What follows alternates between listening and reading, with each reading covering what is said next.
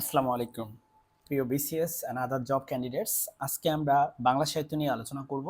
বাংলা সাহিত্যের বিভিন্ন রকম বই বা গ্রন্থ এগুলো নিয়ে কোশ্চেন আসে যে লেখককে এবং এটা কি ধরনের গ্রন্থ। সো এই সিরিজে হচ্ছে আমরা সেগুলো নিয়ে আলাপ আলোচনা করার চেষ্টা করি।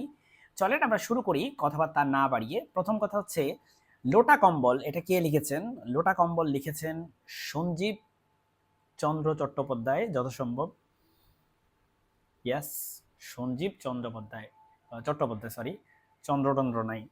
কড়ি দিয়ে কিনলাম, এটা খুব বিখ্যাত, এটা হচ্ছে বিমল রায় লিখছে কড়ি দিয়ে কিনলাম।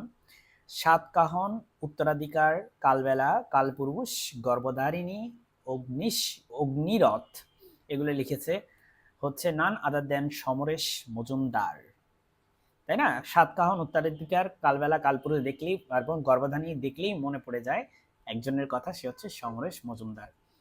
ওরা কদম আলী নাটকটি লিখেছেন মামুনুর রশিদ। ইয়েস, মামুনুর রশিদ। খেলাঘর উপন্যাস লিখেছেন মাহমুদুল হক।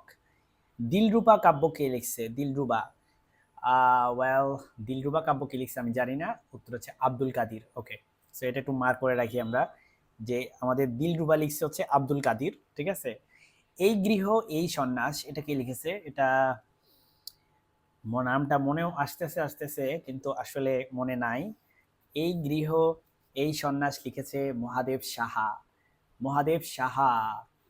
ক্ষুধা প্রেম আগুন কে লিখেছেন? ক্ষুধা প্রেম আগুন উপন্যাসটি লিখেছেন কে? এটাও আমার জানা নেই অ্যাকচুয়ালি, আমরা দেখে নিচ্ছি। আব্দুল মান্নান সৈয়দ লিখেছেন প্রেম আগুন ক্ষুধা প্রেম আগুন। নেকলেস গল্পটি লিখেছেন গিমো মোপাসো, তাই না? গিদা মোপাসা, বা যাই হোক, অপশন দেখলে পারবো। নদী ও নারী লিখেছে হচ্ছে কে বলেন দেখি? এটা আমরা সবাই জানি, হুমায়ুন কবির। অনেক বেশিবার আসছে পরীক্ষা আসলে, এই জন্য। সো এটার উত্তর হবে কি? এটার উত্তর হবে হচ্ছে হুমায়ুন কবির, নাকি? রাইট। গঙ্গা উপন্যাসটি কে লিখেছেন? গঙ্গা উপন্যাসটি লিখেছেন আমাদের সমরেশ বসু। এটা আমি একটু মার্ক করে রাখি, সমরেশ বসু, কারণ মার্ক করার উদ্দেশ্য একটাই, যাতে ফিউচারে যখন এটা আসবে আবার, তখন যাতে আমরা বুঝতে পারি যে এটা আগের বারও পারি নাই। বিধু মাস্টার কে লিখেছেন? আচ্ছা, এই জিনিসটা আমি জানি না কেন আমি বারবার পারি না। বিধু মাস্টার কে লিখেছেন? উত্তর হচ্ছে বিভূতিভূষণ। এই জন্য আমার কাছে মনে হয় যেটা শুনছি টাইপ, বিখ্যাত টাইপ, কিন্তু কেন যে পারি না নিজেও তা জানি না। আসলে আমি জানি কেন পারি না, কারণ আমি প্র্যাকটিস ঠিকমতো করি না। অলিক মানুষ কে লিখছে? এটা কি? এটা হচ্ছে না, সৈয়দ অলিক মানুষ লিখছে ওই যে, নামটা মনে আসতেছে এমন তাই, সৈয়দ মোস্তফা সিরাজ। দেখছেন, সৈয়দ বলার পরে বাকিটা আর আসতেছে না মাথায়। সো উত্তর হচ্ছে অলিক মানুষ লিখছে হচ্ছে সৈয়দ মোস্তফা সিরাজ, ঠিক আছে। আমরা এটা একটু মার্ক করে রাখি, এই কোশ্চেনগুলো খুব দুঃখজনক ভাবে হলেও সত্য, যেটা পারলাম না। দ্য রিপাবলিক কে লিখছে? দ্য রিপাবলিক লিখছে প্লেটো। ইয়েস, অ্যারিস্টটল আর প্লেটোর মধ্যে এখানে একটা গন্ডগোল লাগে, সো এটার উত্তর হচ্ছে প্লেটো। নেক্সট আমরা চলে যাব এই কোশ্চেনে। আমি বীরঙ্গনা বলছি, আই হাই রে, ঢাকি আমি বীরঙ্গনা বলছি কে লিখছে? উত্তর হচ্ছে উত্তর হচ্ছে কি? নীলিমা ইব্রাহিম। লেখাই আছে উত্তম পুরুষ, এটা হচ্ছে যথাসম্ভব মামুনুর রশিদ। আহা, রশিদ করিম। শাশ্বত বঙ্গ কে লিখেছে? কাজী আব্দুল ওদুদ। মানে বুঝলাম না, এগুলা এত বিখ্যাত এবং অত বাজেভাবে আমি পারি না। সুবোধা কি লিখছে? সুবোধা লিখছে শরৎচন্দ্র চট্টোপাধ্যায়। অহিংসা লিখছে যথাসম্ভব মানিক, বলতে বলতে দেখা যাচ্ছে চিহ্ন লিখছে মানিক। অলাদ চক্রকে লিখছে? অলাদ চক্র যথাসম্ভব লিখছে আহ অলাদ চক্র যথাসম্ভব লিখছে, নাম মাথায় আসে না।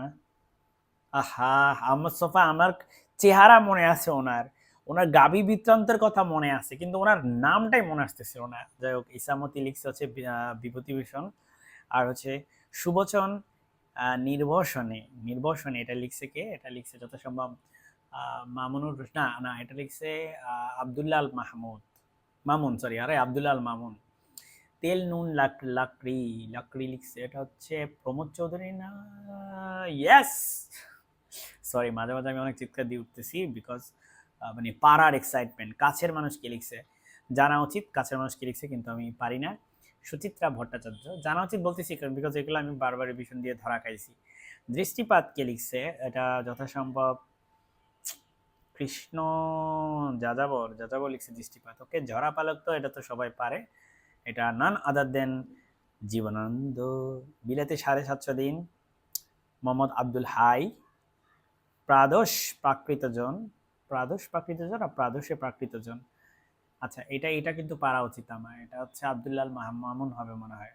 ও, ও, ও, শওকত আলী, এটা হবে শওকত আলী। জননী লিখছে জীবনানন্দ, না না না, জননী লিখছে তোমার ইয়া, এটা লিখছে মানিক বন্দ্যোপাধ্যায়। হ্যাঁ, খেলারাম খেলে যা, এটা কি লিখছে? সৈয়দ শামসুল হক। সৈয়দ শামসুল হকের খেলারাম খেলে যা, এটা কিন্তু খুব বিখ্যাত অ্যাকচুয়ালি, এটা পারা উচিত ছিল। সো এই হচ্ছে আমাদের এইখানকার আলোচনা। এবার চলেন আমরা আরেকটা জায়গা থেকে আলোচনা শুরু করি। এখন আমরা আলোচনা করব নেক্সট কালান্তর প্রবন্ধটি কে লিখছে। কালান্তর লিখছে হচ্ছে, আচ্ছা সরি আমি ঢাকতে ভুলে গেছি, কালান্তর প্রবন্ধটি লিখেছেন রবীন্দ্রনাথ ঠাকুর, এবং এটি একটি রাজনৈতিক প্রবন্ধ। বিবিধ প্রসঙ্গ এবং পঞ্চভূত, সভ্যতার সংকট, এই সবই লিখছে নান আদার দেন রবীন্দ্রনাথ ঠাকুর। নাকি বিবিধ প্রসঙ্গ, এটা কিন্তু মনে রাখা কঠিন হয়ে যাবে। কালান্তর, বিবিধ প্রসঙ্গ, পঞ্চভূত, সভ্যতার সংকট, এই প্রবন্ধগুলি লিখেছেন রবীন্দ্রনাথ ঠাকুর। আমি একটু সময় দিচ্ছি, আসলে এটা যে রবীন্দ্রনাথ ঠাকুর লিখছে, you have to really memorize it, because Rabindranath ঠাকুরের এই গ্রন্থগুলো অনেক ইম্পর্টেন্ট। সো কালান্তর, বিবিধ প্রসঙ্গ, পঞ্চভূত, সভ্যতার সংকট, সবই লিখছে রবীন্দ্রনাথ ঠাকুর। বিশেষ করে সভ্যতার সংকট অনেক বেশি ইম্পর্টেন্ট পরীক্ষার প্রাচীর থেকে যদি আমরা চিন্তা করি, তাহলে সেক্ষেত্রে পদ্রাগ লিখছে হচ্ছে ওই যে আমাদের বেগম।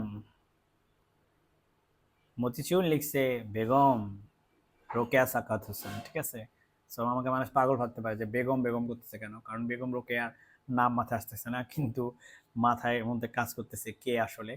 আনন্দ মঠ উপন্যাসটি লিখছে হচ্ছে বঙ্কিমচন্দ্র। ইউসুফ জুলেখার বাংলা অনুবাদ করেছেন, আই শুড নো দিস, এটা হচ্ছে ওয়েল, আমি দেখি অ্যান্সারটা কি, রাইট, শাহ মোহাম্মদ সগীর। আচ্ছা, মূল লেখক হচ্ছে ইউসুফ জুলেখার জামি, আর শাহ মোহাম্মদ সগীর সে হচ্ছে ইউসুফ জুলেখার বাংলা অনুবাদ করেছে।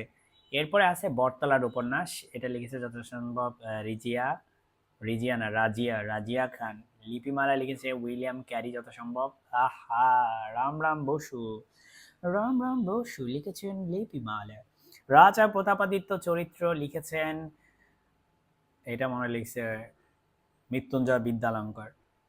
ওয়াও, এটাও লিখেছেন রাম রাম বসু। রাম রাম বসু লিখেছেন লিপিমালা এবং রাজা প্রতাপাদিত্য চরিত্র। বাংলা সাহিত্যের কথা লিখেছেন, এটা ঢাকার আগেই দেখে ফেলছেন ডক্টর মোহাম্মদ শহীদুল্লাহ, চিটিং।